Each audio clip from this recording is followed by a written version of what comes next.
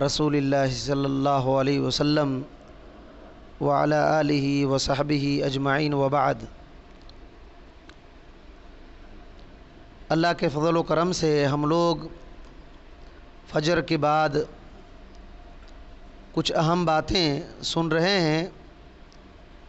شیخ محمد بن صالح عثیمین رحمۃ اللہ علیہ کی کتاب مجالس رمضان اور کئی اہم باتیں آ رہی ہیں۔ دیکھیے، ہماری بات چل رہی تھی کہ روزے کے کچھ آداب ہیں۔ روزے دار کو چاہیے کہ ان آداب کا لحاظ رکھے، اور اس میں کچھ آداب ایسے ہیں جو واجبی آداب ہیں اور کچھ ایسے آداب ہیں جو مستحب ہیں۔ ہماری بات چل رہی تھی واجبی آداب کے تعلق سے، جن کو کرنا اور بچنا بہت ضروری ہے۔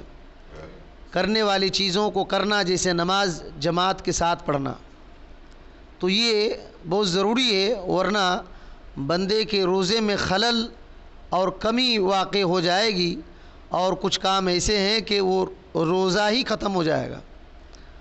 تو واجبی آداب میں سے ایک ادب یہ بھی ہے، فرماتے ہیں کہ اللہ اور اس کے رسول صلی اللہ علیہ وسلم نے جن باتوں کو، جن کاموں کو حرام کیا ہے، ان کاموں سے رک جانا، ان کاموں سے رک جانا، ان تمام کاموں سے رک جانا جن کو اللہ اور اس کے رسول نے حرام قرار دیے ہیں۔ مثال کے طور پر جھوٹ سے بچے رہنا۔ روزے کی حالت میں بندے کو جھوٹ سے بہت دور رہنا ہے۔ ایسے عام حالتوں میں بھی، بغیر روزے کے بھی ہمیشہ جھوٹ سے بچنا تو ہے ہی ہے، لیکن خاص طور پر روزے کی حالت میں جھوٹ سے بچنا انتہائی ضروری ہے۔ جھوٹ کس کو کہتے ہیں؟ بہت سارے لوگ سمجھ ہی نہیں پاتے ہیں کہ جھوٹ کیا ہے۔ جھوٹ کہتے ہیں کہ حقیقت کے خلاف کوئی بات بولنا۔ حقیقت کے خلاف کوئی بات بولنا جھوٹ ہے۔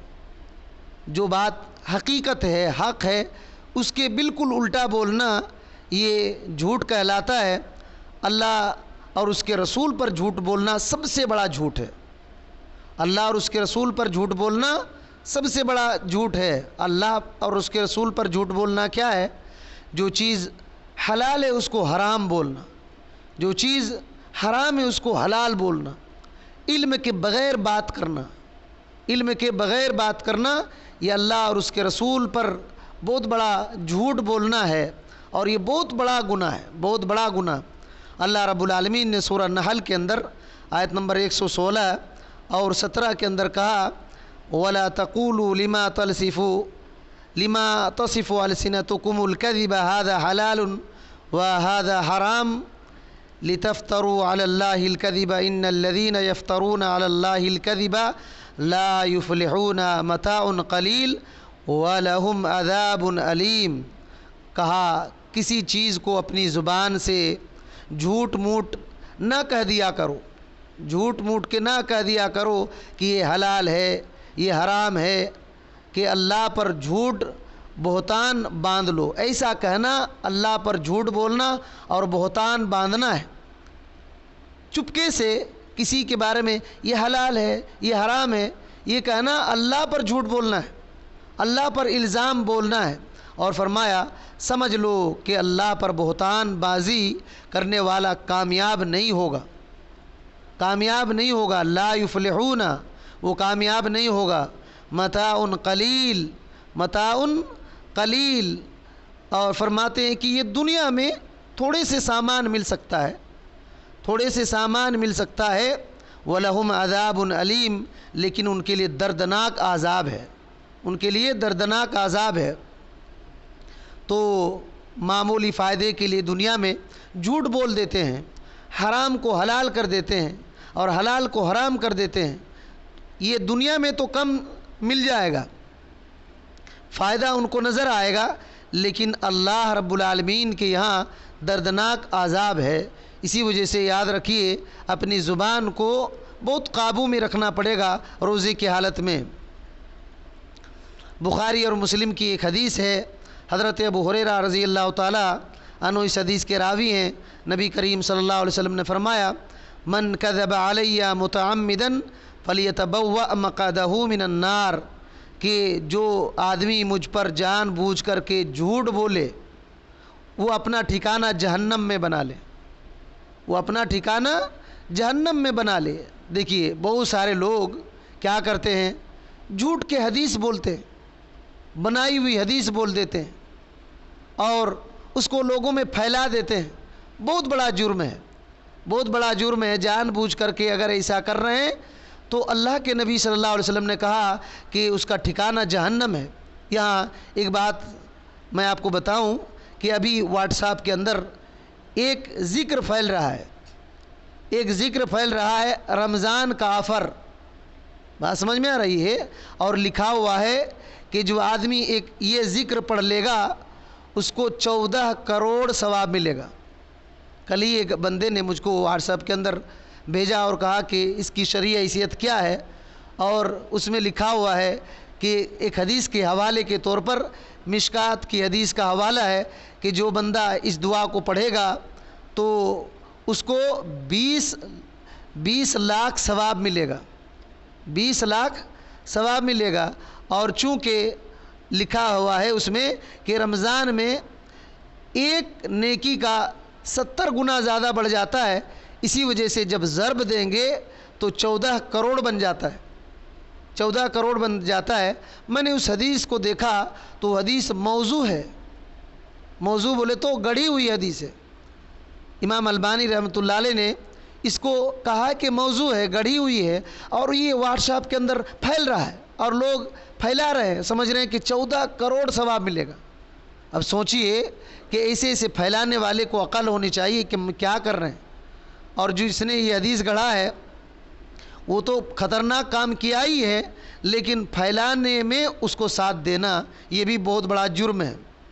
اسی وجہ سے کوئی ایسی بات آئے غیر معتمد طریقے سے جس پر بھروسہ نہیں کیا جا سکتا ہے، صحیح علم صحیح علماء سے نہیں آیا، اس کو پھیلانا نہیں چاہیے، ہرگز نہیں پھیلانا چاہیے۔ کسی اچھے عالم سے پوچھ لینا چاہیے کہ یہ کیا صحیح ہے کہ نہیں ہے، ورنہ پھر اسی جرم میں ہم مبتلا ہو سکتے ہیں۔ کتنے لوگ اس میں پھنس جائیں گے، اللہ تعالی ہم کو ان چیزوں سے بچائے۔ تو اللہ کے رسول صلی اللہ علیہ وسلم پر جھوٹ بولنا یہ جہنم میں جانے کا ایک ذریعہ ہے۔ اسی طرح سے بخاری کی ایک حدیث ہے، اللہ کے نبی صلی اللہ علیہ وسلم نے فرمایا، ایاکم والکذب، جھوٹ سے بچو۔ کیوں جھوٹ سے بچو؟ فإن الکذب یہدی الی الفجور، کیونکہ جھوٹ جو ہے برائی کی طرف لے جاتا ہے، جھوٹ برائی کی طرف لے جاتا ہے۔ وإن الفجور یہدی الی النار، اور برائی جہنم تک لے جاتا ہے، جہنم تک لے جاتا ہے۔ پھر آپ صلی اللہ علیہ وسلم نے فرمایا، ولا یزال الرجل یکذب ویتحری الکذب حتی یکتب عند اللہ کذاب، ایک آدمی جھوٹ پر جھوٹ بولتے رہتا ہے، عادت سی ہو جاتی ہے، جھوٹ پر جھوٹ بولتے رہتا ہے یہاں تک کہ اللہ کے پاس اس کا نام جھوٹا میں لکھ دیا جاتا ہے، کذاب لکھ دیا جاتا ہے، یعنی بہت بڑا جھوٹا آدمی۔ اللہ تعالیٰ کے نزدیک اگر جھوٹا لکھ دیا گیا تو کتنی افسوس کی بات ہے اور کتنی خراب بات ہے۔ تو اسی وجہ سے آدمی جھوٹ جب عادت اس کی بن جاتی ہے تو جہنم کے راستے پر چل پڑتا ہے، اور اللہ رب العالمین کے نزدیک وہ جھوٹا قرار دیا جاتا ہے۔ اسی وجہ سے جھوٹ سے بہت دور رہنا چاہیے ہمیشہ، اور خاص طور پر روزے کی حالت میں، خاص طور پر روزے کی حالت میں، ورنہ روزے کا اجر و ثواب ختم ہو سکتا ہے، اور پھر خالی صرف ہم لوگ بھوکے پیاسے رہیں گے اور کچھ فائدہ نہیں ہوگا۔ اسی طریقے سے ایک کام اور ہے جس سے بچنا ہے، غیبت، غیبت سے بچنا ہے۔ غیبت بولے تو کیا؟ اپنے بھائی کا اس طرح ذکر کرنا کہ اس کو پسند نہ آئے، اس کو پسند نہ آئے۔ تو جیسے ہم سامنے کسی کو بولیں گے وہ پسند نہیں کرے گا، تو اس کے پیٹھ پیچھے بولنا، وہی چیز یہ غیبت ہے، جس کو وہ پسند نہیں کرتا ہے، چاہے اس کے اندر وہ چیز ہو، وہ عیب ہو، پھر بھی نہیں بول سکتے. بات سمجھ میں آ رہی ہے؟ یہی فرق ہے. غیبت اور بہتان میں بہت بڑا فرق ہے. بہتان بولے تو ایک آدمی کے اندر کوئی عیب نہیں ہے اور اس کو بول رہے ہیں، یہ بہتان ہے، یہ الزام ہے. اور ایک آدمی کے پاس کوئی برائی ہے، عیب ہے، اس کو اس طرح انداز سے بولنا کہ اس کو پسند نہ کرے، یہ غیبت ہے. یہ غیبت ہے. تو کتنا یہ اس کام میں کتنے بڑے بڑے لوگ بھی پھنسے ہوئے ہیں. بہت کم لوگ بچ پاتے ہیں غیبت کے معاملے میں. بہت کم ہی لوگ بچ پاتے ہیں. کسی کے اندر کوئی عیب ہے اس کو جا کر کے بتانا. اگر چھوڑنے کی چیز ہے تو چھوڑ دے گا. کئی قسم کے عیب ہوتے ہیں. مثال کے طور پر پیدائشی عیب ہے، کوئی اندھا ہے، گونگا ہے، بہرا ہے، لنگڑا ہے، یہ پیدائشی عیب ہے، اس کو بھی نہیں بولنا. ایسے انداز میں نہیں بولنا کہ اگر وہ سامنے بول دیں گے تو تکلیف ہوگی، برا لگے گا. تو اس کے پیٹھ پیچھے اس انداز میں نہیں بول سکتے ہیں، گرچہ اس کے اندر وہ عیب ہے. اور کچھ عیب ہوتی ہے کہ اس کو ختم کیا جا سکتا ہے عادتی طور پر. جیسے کوئی بیوقوفی بات کر رہا ہے، بیوقوف حرکت کر رہا ہے، تو اس کو جا کر کے بولنا اس انداز سے.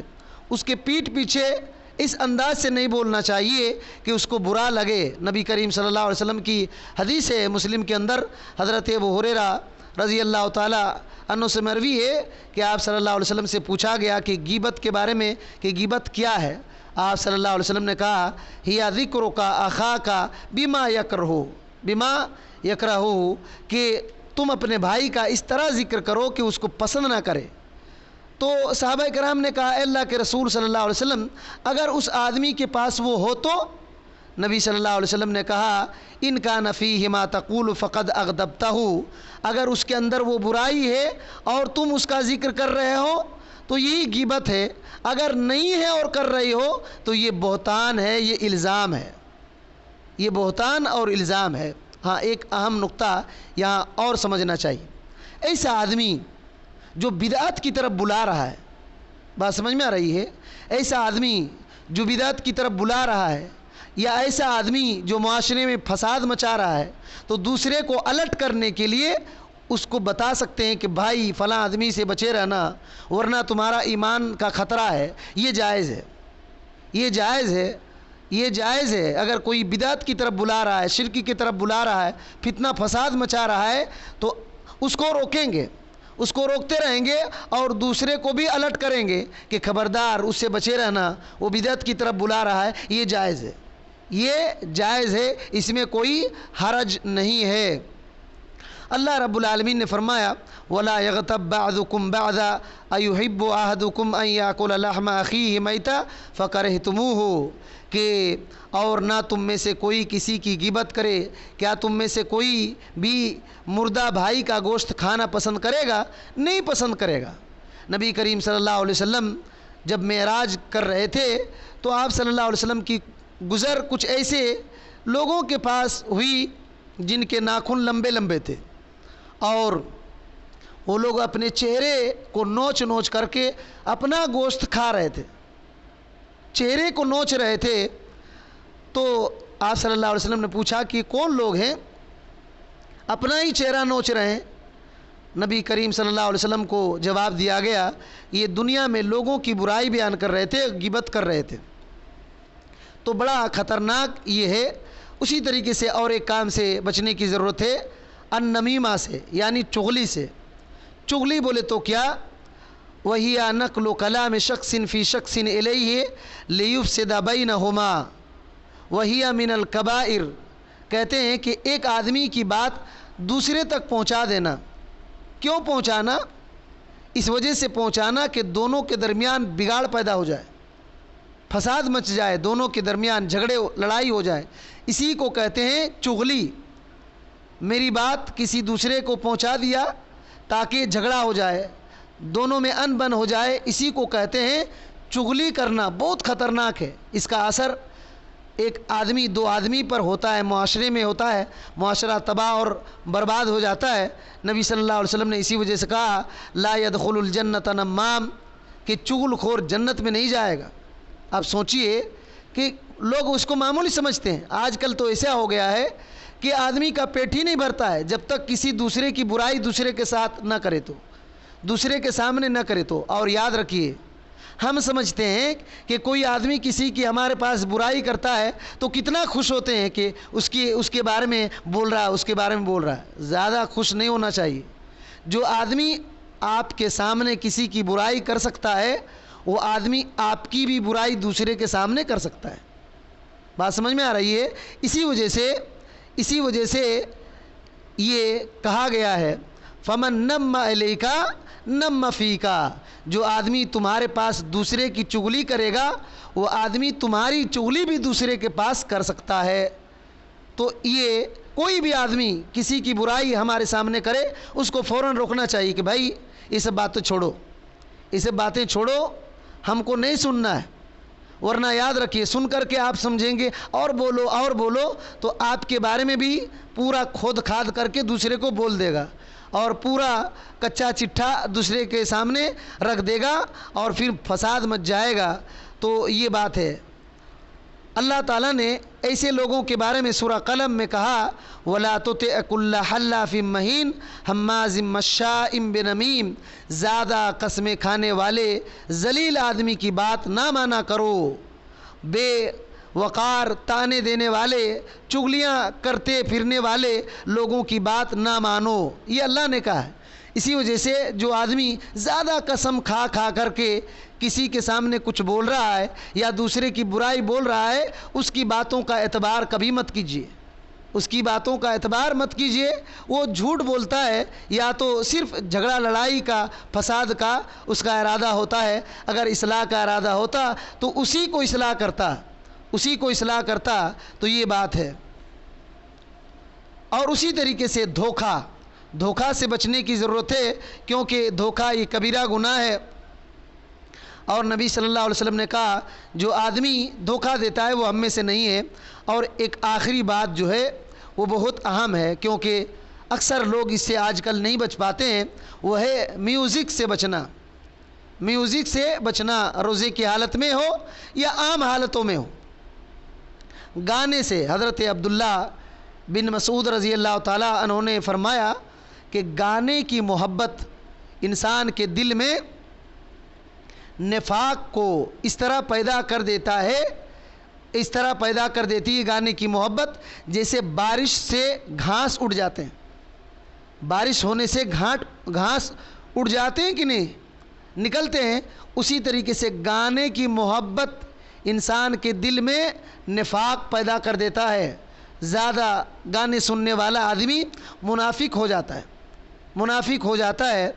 اور اسی طریقے سے گیٹار، بینجو، ہارمونیا، پیانو، بانسری اور جو بھی اس قسم کے آلات ہیں جو آج کل موبائل میں بہت زیادہ ہوتے ہیں، بہت زیادہ بجتے رہتے ہیں، تو اس طریقے سے ان چیزوں سے بچنے کی ضرورت ہے۔ اللہ تعالیٰ نے قرآن مجید میں کہا سورہ لقمان میں وَمِنَ النَّاسِ مَن يَشْتَرِي لَهْوَ الْحَدِيثِ لِيُضِلَّ عَن سَبِيلِ اللَّهِ بِغَيْرِ عِلْمٍ وَيَتَّخِذَهَا هُزُوًا أُولَٰئِكَ لَهُمْ عَذَابٌ مُّهِينٌ۔ جو لوگ لہو الحدیث خریدتے ہیں، کیوں؟ بغیر علم کے لوگوں کو اللہ کے راستے سے گمراہ کرنے کے لیے، اور وہ مذاق اڑاتے ہیں، یتخذوها ہزوا۔ تو یہ سمجھ لینا چاہیے اولئک لہم عذاب مہین، ان کے لیے رسوا کرنے والا عذاب ہوگا۔ یہ لہو الحدیث کیا ہے؟ حضرت عبداللہ بن مسعود رضی اللہ تعالیٰ عنہ کہتے ہیں واللہ الذی لا الہ غیرہ هو الغنا، اس اللہ کی قسم جس کے علاوہ کوئی سچا معبود نہیں ہے، لہو الحدیث سے مراد گانا ہے، گانے کی چیزیں ہیں۔ تو گانے کی چیزیں یہ گیٹار اور بینجو اور ہارمونیا، پیانو، یہ جو آج کل مسلمان بچے اور بچیاں بھی سیکھ رہے ہیں، استغفر اللہ، وہ جا کر کے کورس کرتے ہیں۔ ایسے لوگ ملیں گے، اور ایسے لوگ ملیں گے جو گانے کے رسیاں ہیں، روزہ ہے لیکن گانا سن رہا ہے۔ ایسے دنوں میں بھی نہیں یہ کرنا چاہیے، اور روزے کی حالت میں تو یہ اور بڑا جرم ہے، اللہ کے نبی صلی اللہ علیہ وسلم نے ایک حدیث کے اندر کہا ہے، بخاری کی حدیث ہے، فرمایا لَيَكُونَنَّ امتی اقوام یستحلون الحر والحریر والخمر والمعازف، کہ میری امت میں قوم پیدا ہوگی جو کیا کرے گی، وہ زنا کو، شرمگاہ کو حرام قرار دے گی اور ریشم کے لباس کو حلال کہے گی۔ اچھا یہ شرمگاہ کو حلال سمجھے گی اور ریشم کے لباس کو حلال سمجھے گی، شراب کو حلال سمجھے گی اور گانے کی چیز کو بھی حلال سمجھے گی۔ ایک قوم ایسے پیدا ہوگی میوزک کو حلال سمجھیں گی، حالانکہ میوزک حرام ہے۔ تو یہ جو ہے بہت عجیب بات ہے، ان چیزوں سے بچنے کی ضرورت ہے۔ روزے کا یہ مطلب نہیں ہے کہ آدمی صرف کھانے پینے سے رک جائے۔ حضرت جابر رضی اللہ تعالیٰ عنہ کہتے ہیں اذا صمت فلیصم سمعک وبصرک ولسانک علی الکذب والمحارم، کہتے ہیں کہ جب تم روزے سے ہو تو تم کو چاہیے کہ اپنے کان کو، اپنے آنکھ کو بھی روزہ رکھا ہو، یعنی اپنے کان کو، اپنے آنکھ کو بھی روکے رکھو، اپنی زبان کو بھی روکے رکھو جھوٹ سے اور حرام چیزوں سے۔ تو صرف کھانے پینے سے رک جانا یہ روزہ نہیں کہلاتا، بلکہ اس کان کو بھی غلط استعمال سے روکنا اور یہ زبان کو بھی غلط استعمال سے روکنا اور آنکھ کو بھی غلط استعمال سے روکنا پڑے گا، تب جا کر کے روزے کا اجر اور ثواب جو اصل میں ہے وہ مل سکتا ہے، ورنہ اس میں کمی ہو جائے گی اور ہو سکتا ہے کہ پورا ہی ختم ہو جائے۔ اللہ رب العالمین سے دعا ہے کہ اللہ تعالی ہمیں ان باتوں کو صحیح طور پر سمجھنے کی توفیق دے، اور جو کام کرنے کے ہیں انہیں کرنے اور جو کام نہیں کرنے کے ہیں ان سے بچے رہنے کی توفیق دے۔ آمین۔ السلام علیکم ورحمۃ اللہ وبرکاتہ۔